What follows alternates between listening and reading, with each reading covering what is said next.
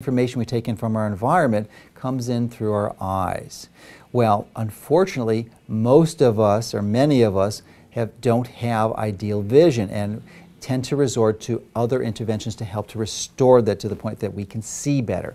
And many people use eyeglasses. And I want to tell you now, if you don't know already, that that is not an ideal way to compensate for this, because eyeglasses were never designed to be the perfect solution. And part of this is related to the fact that when you have less than perfect vision, it is not a static process. In other words, your eyesight will change gradually, better and worse throughout the day. And what an eyeglass is it's a fixed correction, and it will partially correct, maybe ideally correct for it sometimes in the day, but the other times it's going to be off. So it's really not the perfect way to do this. And hopefully, if it's reasonably close to what the visual dysfunction is, you'll be able to see better. But invariably, with time, everyone who's wearing a corrective lens will worsen their vision with time, which is, is not going to improve you. You'll just get worse. So, and this is true for contact lenses. It's also true, even worse, for LASIK. I don't have time to go into the specifics now, but for further down this page, there's additional information you can read to find out more about that. But interestingly, this is particularly tragic for children, because in some countries, less than 2% of the children are wearing glasses, where in other countries it's over 50%. And there's been some researchers who studied this very carefully, and when they looked at these non-developed countries, over 200 of them, in which they were not eating large amounts of grains and refined foods, that less than 2% of the population was wearing glasses. And that the moment they started to introduce these foods into their diet, it radically started to increase, and the people started to lose their vision. So this is a major clue that our diet has something to do with it. And it's probably related to the fact that when you have these grains and sugars and processed foods, your insulin tends to rise, and that causes metabolic dysfunctions and insulin growth factors, and that seem to have an effect and an impact on your vision. But if you are a child, I believe it's particularly tragic, because children tend to be the best group that responds most dramatically to these natural interventions, which we'll talk about in a moment.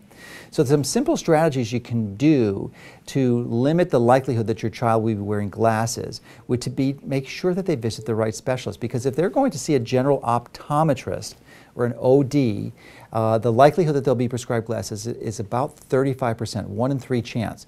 If in fact they see an MD ophthalmologist, a specialist in eye diseases, that decreases to about 12%. But if they see a subspecialist, a pediatric ophthalmologist, the likelihood goes down to about 2%. So just by picking your specialist properly, you'll radically reduce the likelihood of your child going on glasses. So what are the options then? I mean, obviously you can improve the diet, as we mentioned, but there's many of us it's not going to be enough. And fortunately, about 100 years ago, there was an incredibly innovative, pioneering, renegade physician. His name was Dr. Bates. And he first started practicing about 1900, and for 30 years he compiled a number of incredible strategies, and actually used an instrument called the retinoscope to do comprehensive physical examinations on tens of thousands of patients to support his findings and his recommendations. But he was able to help tens of thousands of people recover their vision completely without the use of any surgery or any glasses or corrective lenses. So it's just really astonishing. And in fact, his approach was so effective that in New York, where he was practicing, he actually attended Cornell Medical College. They actually made it illegal. The other eye care professionals actually lobbied the legislature there and made it illegal to practice the Bates method, because they were afraid of the competition that he was providing. So in fact, it's still illegal today. But nevertheless, his books and materials are available. There have been a number of teachers who's taught this throughout the years, and literally there's probably hundreds of thousands of people who recovered their vision using this method, and I happen to be one of them. Interestingly, about 8 or 9 years ago now, I went on a health cruise, and we were sitting at a table, and most of us were older than, at least in the mid-40s, and there was about a dozen of us, and there was only one person at the table who didn't require the use of reading glasses to read the menu, and that person was 20 years older than everyone else.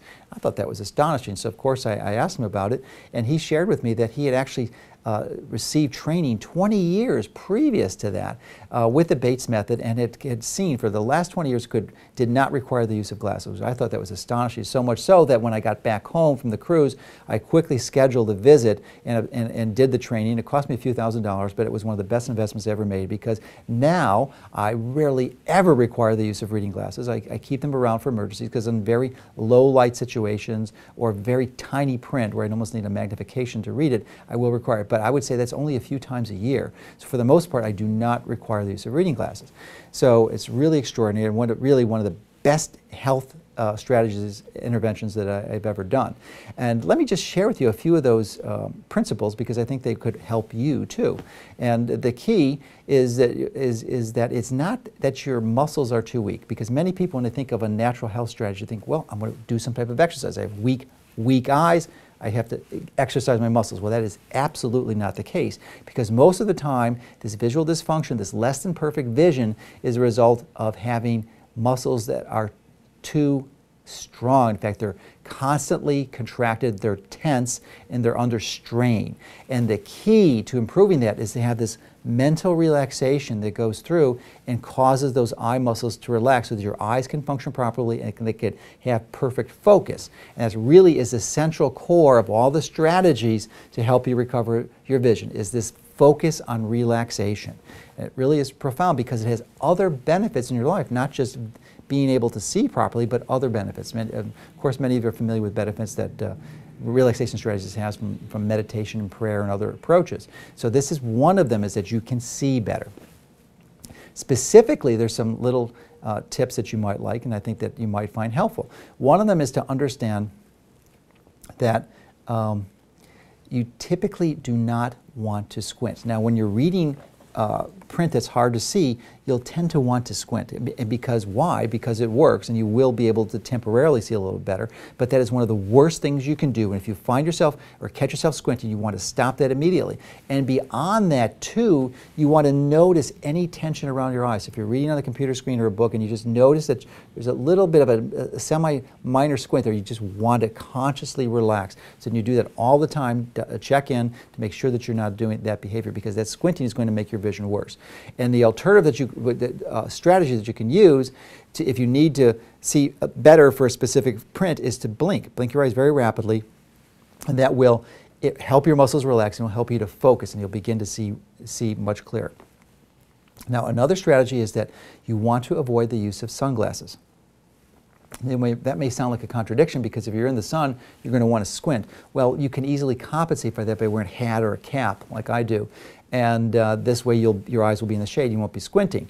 But if you wear glasses, pretty much any type of glass will filter out many of the beneficial wavelengths that are in sunlight. And there's at least 1,500 wavelengths that you need to nourish the retina. And if you're not getting those wavelengths, your eye health will be challenged.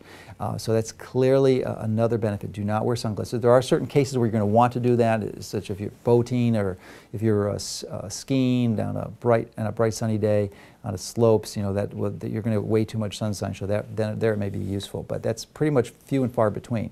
Now, another approach that you can implement is when you're on the computer, and many of you use your computers regularly, that is to avoid the temptation to increase the size of the font.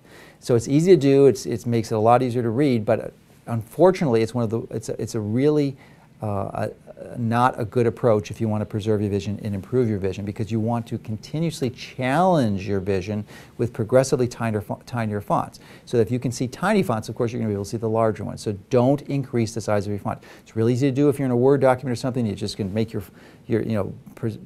enlarge your document from 100% to 150%, or a PDF document. And of course it's really easy to read, but it's going to worsen your vision, just like wearing glasses or corrective lenses will. So, seeing great without the use of corrective lenses is really, unfortunately, is the minority of us who do that. And typically and invariably, as people age and they get beyond the age of the mid-40s or so, most people require the use of reading glasses. It's very rare where someone doesn't. So, but the Dr. Bates method works for the people like myself who require reading glasses, but it also works for people who are nearsighted and need glasses for distance vision. So it's really an amazing set of tools. Please try the recommendations that are on this page, and if it's not improving your vision like you would like, I've felt so strongly about this, I actually put together a course that goes into more specific details that's available, and it's really an amazing resource, and it's helped thousands of people. This course helped recover their vision. So hopefully this information will be helpful for you and your family, because a great sight is such an important part of taking control.